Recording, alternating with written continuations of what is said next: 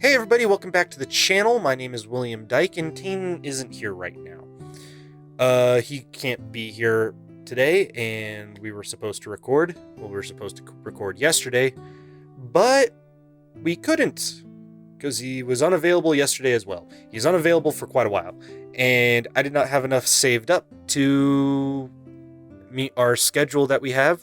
So I thought I would do something new, something I thought might be really interesting, which is Screenwrite. I went to film school. I dropped out. Regret that decision. But that's neither here nor there. I've been wanting to write for a while on my own time, but it's hard to find time for that sort of thing.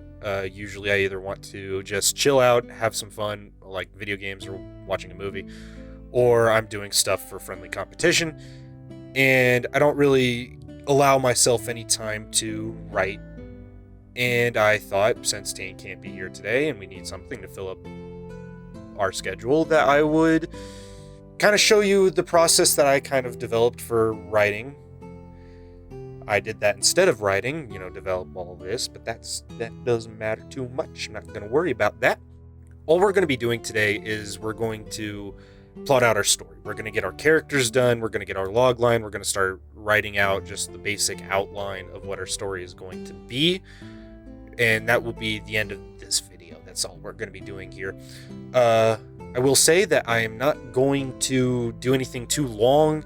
I'm not making a feature film here. I'm probably going to max out, hopefully at about a 30-minute short. So I'm going to plot out for about a 30-minute short. And that will be the end of that. I'm going to be using the Mark Tapio-Kynes method that I learned about back in high school. My high school gave me a free lynda.com account, so I looked up screenwriting, found Mark Tapio-Kynes' class on screenwriting, and ever since then, that's kind of the method I use. After I went to film school, they taught me some more things, so this is going to be a bit of a hodgepodge sort of thing here, but yeah, that's all we're going to be doing today. So before we get started, we are going to need a genre, something to write for. I decided that I kind of want to do this off the cuff, which is biting me in the ass now, but that's whatever. I wanted it to be random. I wanted it to just be like generate our own prompt sort of thing. And though I'm not going to be doing like, here's a writing prompt, write a screenplay for that, I just want a genre and then the subgenre, and we'll go from there. When I say genre and subgenre, I'm talking about, like, are we doing horror comedy, action adventure, action fantasy? What are we doing here? What comes first is what I'll put most of my brain power to, and then the subgenre is the stuff that I'm sprinkling in between it.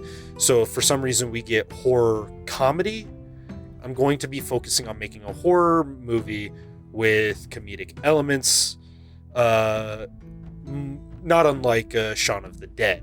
But if we get comedy horror, then I'm going to be making a comedy with horror elements. I guess a close example of that would be Zombieland, I would think. So yeah, let me pull up a random genre generator and we'll get started. It's a .net, so let's hope to God this is a trustworthy website word wall. Don't fuck me here. All right, spin for genre. There's audio. Why is there audio? Spin for genre.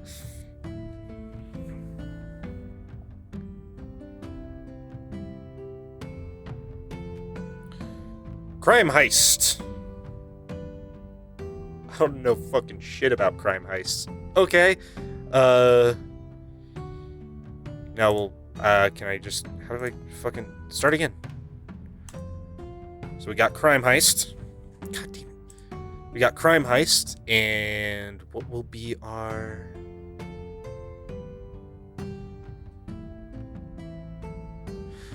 We are going to be doing a crime heist mystery. I hate that. I don't think I'm going to be good at that. Not at all, but let's write it down. I'm not going to be doing a heist mystery. As much as I kind of want to, I already know I suck at mystery shit, so All right, so we got crime, heist, and mystery. I feel like with the mystery portion, crime would be better. Just crime, mystery. But I know I suck at mystery. But I love Italian Job. So I have no clue what we're going to be doing here. But I honestly do think that crime, mystery is going to be the best... Our best option. That's not the slash I wanted to use. This doesn't make me look like a good writer. I keep wanting to say history instead of mystery. All right. Genre. Crime, mystery. Generally, when I write things, I like to add a little bit of comedy, but I decided that I was not going to do that. I'm going to follow it to the genre that I have been given. Meaning that I will be following a quote that I like a lot, which is, let him cry a lot, make him cry a lot, let him laugh a little. Need drink water. It's not water. So we're going to be starting out with our log line. Log line is like, it has your protagonist, your antagonist, and what the conflict is. I prefer the log line method because it kind of, in just one brief sentence, it gives you the beginning, middle, and end of your movie. Essentially, it gives you the protagonist, it gives you the antagonist, and it gives you the conflict. So I think in that one line right there, you have a lot to work with. All right, so as I said, I want this to be random. I want this to be completely out of the blue. I have no idea what I'm writing yet. So I'm just going to start shitballing. That's what I like to call, instead of spitballing or bullshitting, I call it shitballing. We're going to be shitballing here. So let's see here. It's crime. So, mobster, we'll just say mobster. A mobster must. What must he do? What does he have to do throughout the duration of our short here? So, a mobster must. Mobsters, what do they usually do in movies? They are usually, it's like some sort of territorial dispute, must get something to somewhere, revenge maybe. That might actually be really cool if he's trying to, yeah, that would actually be awesome. Okay, so a mobster must solve, would it be interesting if he was like, not a rat, but good friends with a cop, and so when he's murdered, the mobster's using his connections to help solve the murder of the cop, almost like an anti-hero thing. That, I think that would actually be cool. His police officer best friends. That could be... When you're writing log lines, it's a lot of back and forth. But yeah, a mobster must solve his friends... must solve the murder of his best... must solve the murder of his best friend who happened... must solve the murder of his police best friend. Man, you do not know how, like, hard that is to just... Shitballing's not easy, especially when you're trying to make it sound good on the first try, essentially. It's not easy, so give me a fucking second, me. Slow your roll, dude! Okay, I think this is pretty good for right now. In the mid-1940s, a mobster must use his connections and resources to solve the murder of his best friend. So, it will be a police officer. I am aware that I want it to be a police officer that was his best friend, but doesn't really matter right now in the context of the logline, though I do feel like we should specify that this is a bit of a revenge film. You know, he's a mobster, and he'll hold no punches to solve it.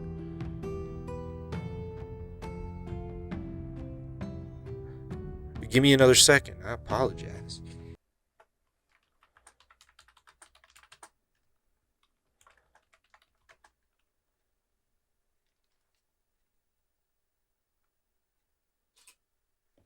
Are you serious? Fuck you. Anyway, that is our log line. We have the basic idea of what it is that we want to do. We know that there's a mobster. We know what he must do. He has to use his connections as a mobster, his resources, like Tommy guns or some shit, to find and kill the person that killed his best friend. I hate the way it sounds, but I can't worry about that right now. So yeah, we know all that. That's a pretty good place to start. That's why you want to start with your log line. We don't know who the antagonist is. That means it's a shit log line. Fuck! So we have our log line. It's not the best. It's kind of poorly worded, but it'll do for what we need to do for today. It has our protagonist, it has our antagonist, it has the stakes, it has the conflict, it has whatever, it has everything that you fucking need for a log line to work. So, what's our log line? A mobster must find the person that killed his best friend, all while being hunted by an unknown assailant. The mystery thickens. Okay. So now that we have that, we can continue on to our characters. I have a weird way of doing characters. I don't think it's weird, but I really hated the way that I was taught about it in college. In college, they wanted a want. What does your character want? Flaw. What is your character's flaw? And then need. What does your character need psychologically? All up here, I can't reach with that arm. What does your character need in his big old noggin to either fix his flaw or truly win? I hated the need. If you're confused by how I described it here, that was the best I could. I fucking hate the need. It always tripped me up. I hated trying to write for it. And that's why Mark Tapio Kynes, my fucking savior, comes in for the rescue yet again right here, right now. I was thinking about this yesterday. I actually like the want. What does my character want? Well, this is pretty fucking simple. This is actually pretty fucking simple. He wants to know who killed his best friend and probably kill him. What is his flaw? I don't fucking know. We'll worry about that in a second. But just a shitball, I guess maybe his flaw is that he's fucking dumb or some shit. I don't know. He doesn't think things well or whatever. I can't think things well. I can barely talk well. But then, I don't know what he needs. What does he need? A college education? Go back to elementary school? We're not doing that shit. He's an adult. What does he actually need to get what he wants? I don't know. And that trips me up all the fucking time. So I really like Mark Tapio Kynes' method. All he had us do when it was just a video course, but, the way he says it, he asks, what is your character's superpower and what is his kryptonite? I love this when conjoined with the want and flaw. What does he want? What is it that he wants to accomplish throughout the duration of this film? What is his flaw? What is making that difficult for him to accomplish? What is his superpower? What does he have that puts him above everybody else and gives him a higher chance of succeeding at getting his want? And what is his kryptonite? What can the antagonist use against him while he is trying to succeed to get at what he wants? I'm bad at words. My apologies. This is really fantastic. We'll use our character as an example. We'll just start writing it down. Want. I want that bolded. Want. What does our character want? He wants to find and kill the man that murdered his best friend. Super easy. What is his flaw? Let's say he's a bit of a simpleton, right? Maybe he doesn't think things through all the time. Maybe he's strong-headed, right? He just doesn't... This character just keeps going and going no matter what, right? He's just strong-headed, doesn't think things through, and it gets him his trouble. So we'll just say that, strong-headed. gets him into trouble. Doesn't think things through. I will add that. So what is his superpower? What makes him perfect to succeed at this? Well, he has a lot of materials at his disposal. He has connections. He has people he can talk to. He has people smarter than him that he can talk to find out who did this. Detectives, corrupt cops. So I guess his superpower is a mobster with connections.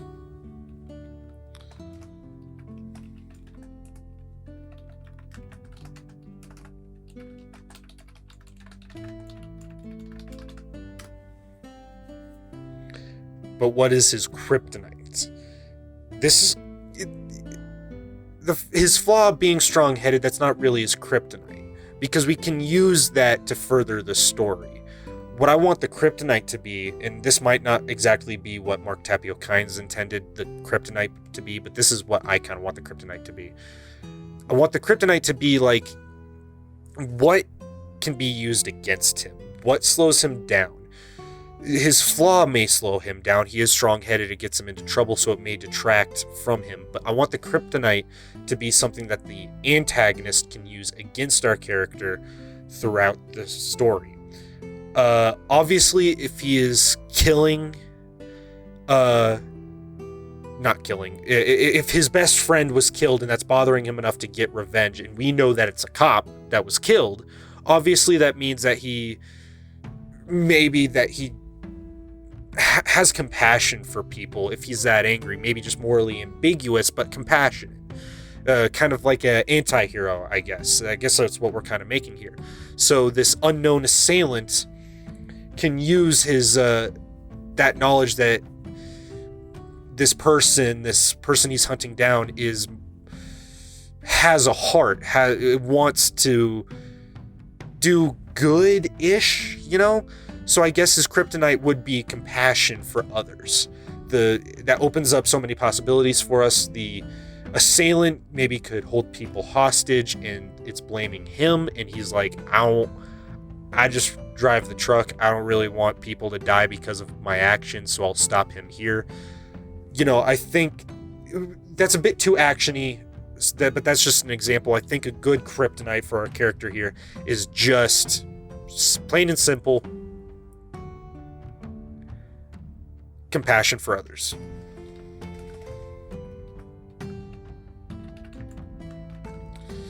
Let's say compassion for the innocent.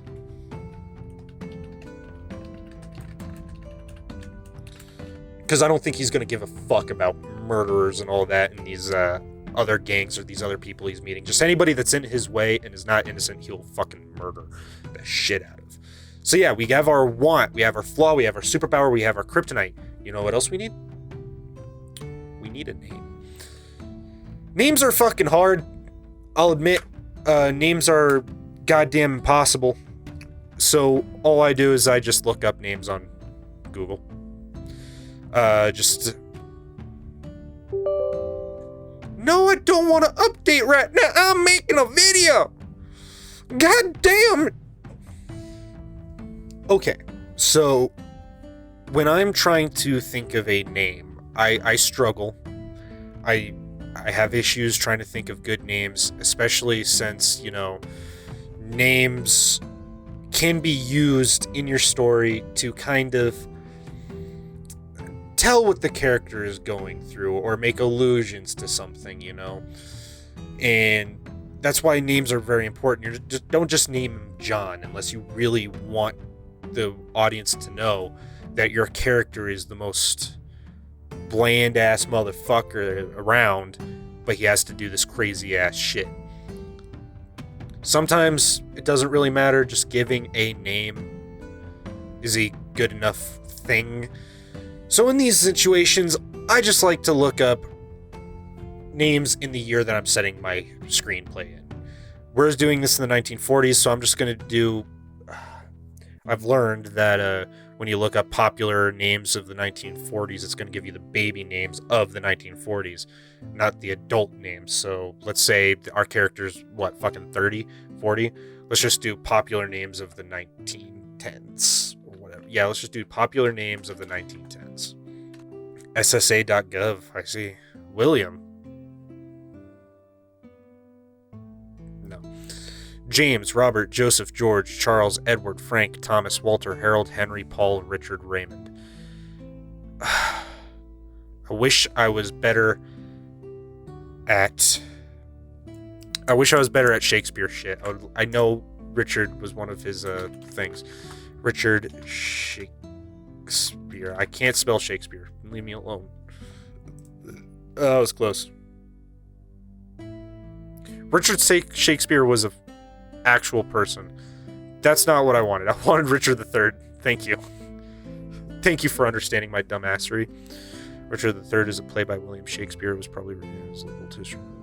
It was the second last play. I just want to know the synopsis. That is not a synopsis! Why? That was a lot of text.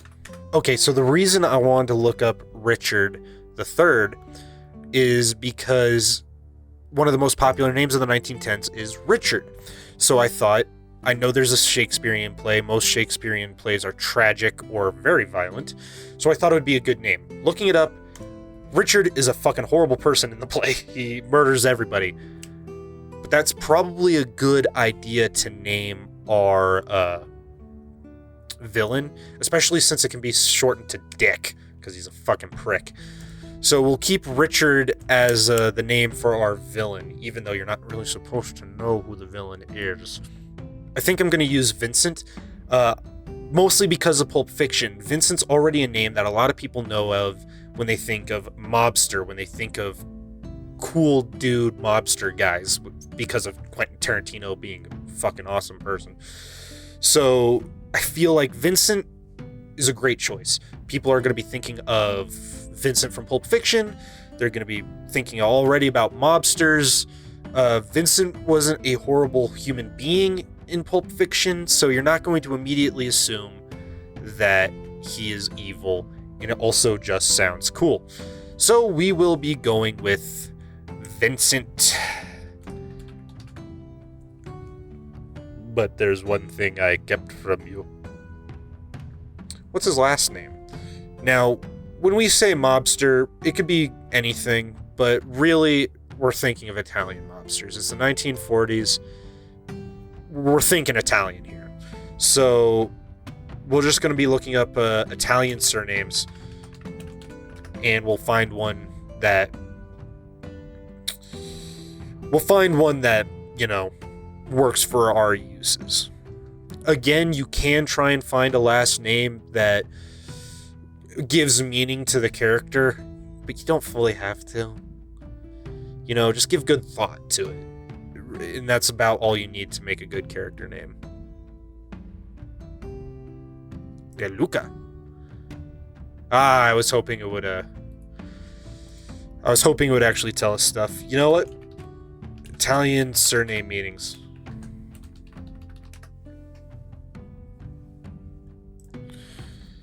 If you want to go the trying to give meaning to your characters' names, you can just look up names with meanings, and it'll give you a list of the names that have the meanings to them. This isn't a list. There we are. So this is just a list of names with their meaning. So just when you do this, just scroll down and find something that works for you. I have found it instantly. This surname, Caputo, I don't know how to pronounce Italian names. It means large-headed or strong-headed. There's a pronunciation right there. I did it right the first time. Yeah, large-headed or strong-headed. That works perfectly for what we need. Vincent Caputo. It doesn't sound the best, but it works. It works because of the meaning behind it, just large-headed or strong-headed. So yeah, we're going to be using Caputo. Caputo. Vincent Caputo. That is our protagonist. We have our protagonist. We have his first and last name. We have his want, flaw, superpower, and kryptonite. Perfect. Awesome. But now we are on to the antagonist.